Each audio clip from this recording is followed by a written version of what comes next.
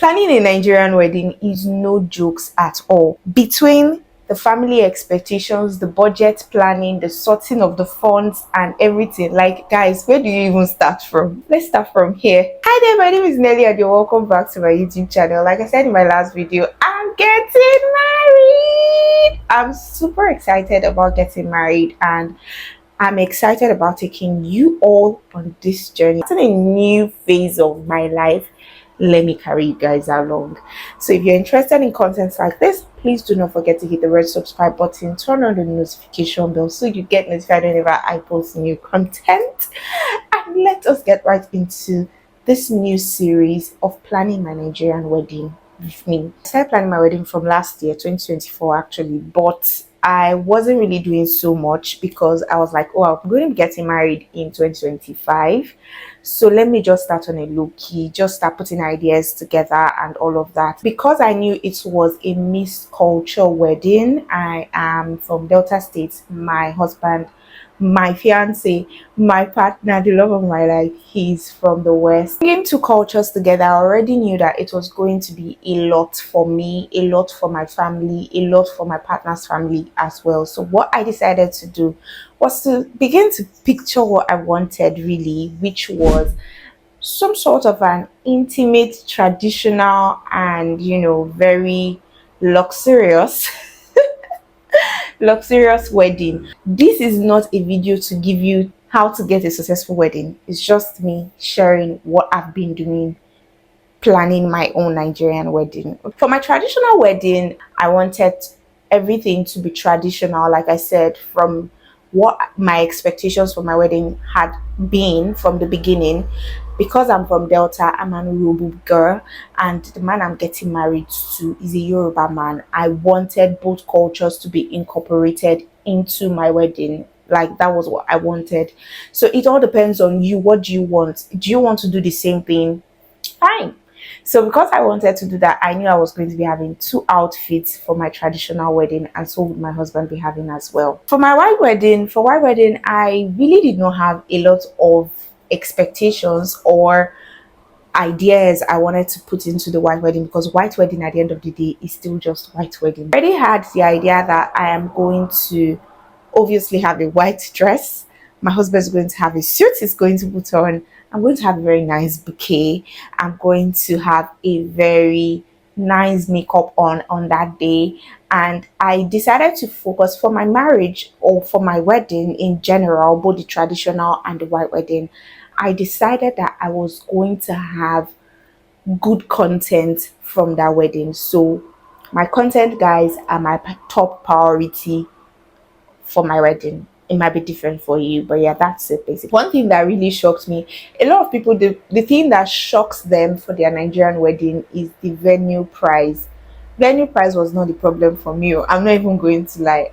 What was it for me? Let me tell you, is the price for the vendors. Vendors were not smiling. You need to see the prices vendors were giving to me. I remember wanting to rent my wedding dress initially, and I was told 200,000, 300,000, and I was like, for what? Like, for what? Really? Dress that I'm going to wear for like at most 4 hours, and I've given it back to the owner? No, that's not what I want to do. I don't bring myself to do such a thing to myself. I had to go make my own dress, and to be honest, making your dress, it's a lot cheaper than actually renting these days, because when you want to rent a dress, they will tell you, oh, the fabric is from so and so, the kiniko is from kiniko. But if you want to make your dress, you know the budget you want to give to a dress, you can just go to the market, tell your tailor. If you want to provide the fabric for your designer, you can go to the market yourself, get it, give it to the tailor will make for you. Or you can at the same time tell the tailor your budget, and tailor will know the perfect material to use for you. But don't ever allow anybody to tell you to go rent a dress, except if you are so delusional thinking that renting is cheaper. Renting is not cheaper these days, to be honest. One thing that has really helped me so far with planning my wedding is the fact that I decided to start planning early. Like I already said, I started planning my wedding from December last year, to be honest. But In January, I started giving out money, putting money to whatever plans I've been making since December.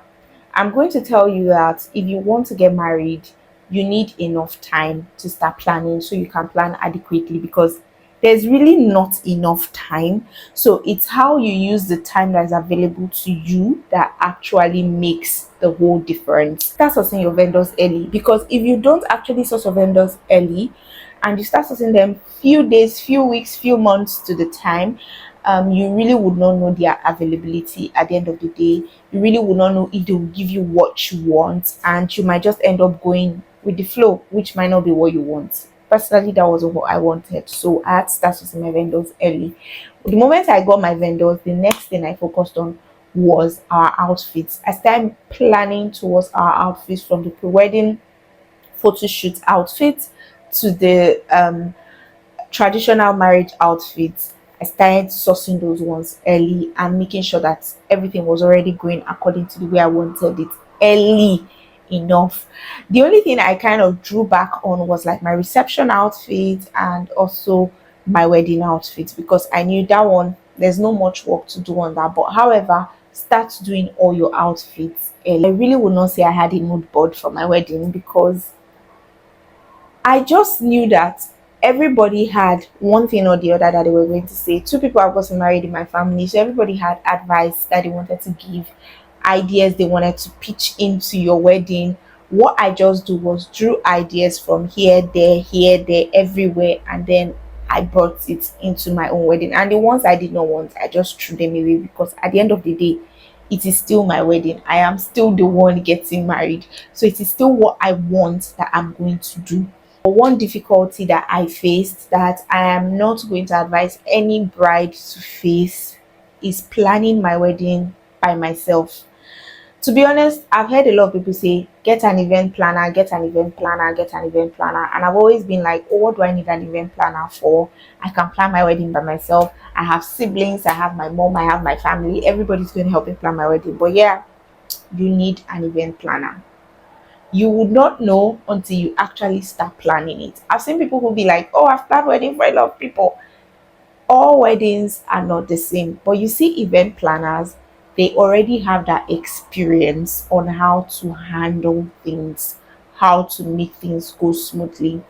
I have been regretting the fact that I decided to plan my wedding from the UK that is happening in Nigeria. If I had gotten an event planner in Nigeria, I would have just relaxed after my consultation or talk with my event planner. I know my event planner is the one handling every single thing, and I am relaxed. Guys, get an event planner. They are affordable event planners. Just get a good one, okay, so that you can have peace of mind. Another thing that stressed me aside from getting an event planner was picking colors. I've always thought that, oh, when you want to get married, it's just to say, I want to get married, I'm going to get married. But I never knew that you had to be the one to decide the colors, how the color of the day is going to be, colors of ashwebi, colors people are going to buy. Guys, all I was just thinking about was getting married. I really did not actually think about the colors. So that actually threw me off guard. There was nobody to guide me. Everybody was just leaving it up to me to tell me, decide the colors you want. And I saw somewhere where someone said, oh, yeah, you can decide the colors you want from your favorite colors. And I'm looking at myself and I'm like, I don't have a favorite color. So, what am I going to do? So, you see where an event planner comes in. You are not a professional at this. So when you are at a tight point, that event planner is going to give you ideas that will help you. The event planner is not going to just leave you hanging like that. They will give you suggestions, they will give you guide to help you. So yes, get an event planner. If I was going to plan a wedding again, honestly, I'm going to get an event planner. But yeah, I'm not planning another wedding, so this is the one I'm planning. And I'm very successful so far planning my Nigerian wedding with my family and with the help of the people I have around me, which is one thing I do not take for granted. I have people around who really did help, and yeah, with their help, I've been able to plan my Nigerian wedding. Some factors that might want to limit you from starting your wedding plans early, for example, the dates.